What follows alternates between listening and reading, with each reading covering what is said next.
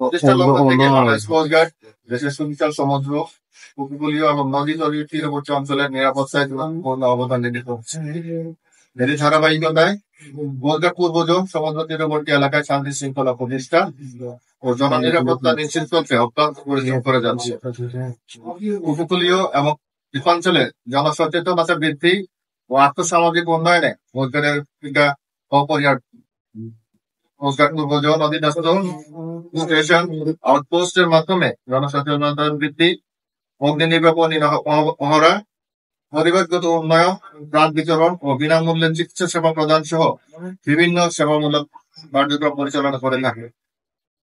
এর প্রেক্ষিতে Saint Martin দ্বীপের জনগণের আর্থসামাজিক উন্নয়ন করতে বাংলাদেশ কোস্ট গার্ড সদর দপ্তরের নির্দেশনা ক্রমে কোস্ট গার্ড পূর্ব জোন সেন্ট মার্টিন দ্বীপের সকল স্তরের জনগণ, ছাত্র ও কর্মজীবী মানুষের সম্পৃক্ততায় 11 মে 2025 হতে 7 দিন ব্যাপী বিশেষ কর্মশালার আয়োজন করেছে।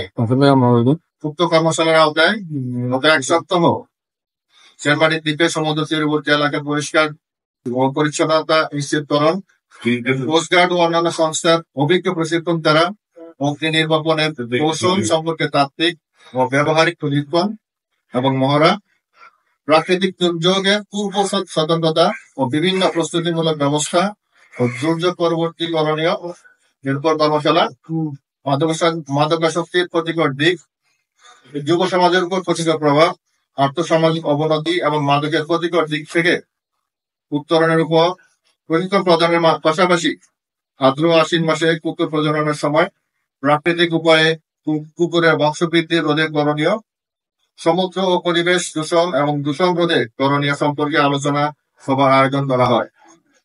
এছাড়াও সেন্ট মার্টিন দ্বীপের পূর্ব পাড়ায় কেয়া ও ঝাউ গাছ রোপণের মাধ্যমে বৃক্ষরোপণ কর্মসূচি পালন করা হয়। গত 14 মে 2025 মেডিকেল ক্যাম্পেইনের মাধ্যমে নারী, পুরুষ ও শিশু সহ সর্বমোট 310 জনকে চিকিৎসা সেবা ও ঔষধ বিতরণ করা হয়েছে। আজ 17 মে 2025 মাদকাসক্তির উপর আলোচনা শেষে 150 জন দুস্থদের মাঝে ত্রাণ সহায়তা বিতরণের মাধ্যমে 7 দিন ব্যাপী এই কর্মশালা সমাপ্ত করা হচ্ছে। ভবিষ্যতেও বাংলাদেশ কোস্ট গার্ড এই ধরনের কর্মসূচি অব্যাহত রাখবে। সেন্ট মার্টিনে বসবাসরত জনগণের আর্থসামাজিক উন্নয়নে বাংলাদেশ কোস্ট গার্ড পূর্বেও ছিল, আছে এবং ভবিষ্যতেও থাকবে। টোটাল অসংখ্য ধন্যবাদ। আমাদের সেন্ট মার্টিন কোস্ট গার্ড এখানে এই যে বিচের পরিষ্কার পরিচ্ছন্নতা, আমাদের ছোট বাচ্চা হাই স্কুলের বা ক্লাস 9-10-এর, তারপর আবার মাদ্রাসার ছেলেপেলে, আমাদের এলাকার গণ্যমান্য ব্যক্তি যে লোকজন নিয়ে বিচ ক্লিন করছে, এটাও আমাদের একটা শিক্ষণীয়। আমাদের কোস্ট গার্ড এবং আমাদেরকে এইভাবে দ্বীপের জন্য একটা পরিষ্কার পরিচ্ছন্নতা রাখার জন্য এটা একটা শিক্ষণীয় কাজ।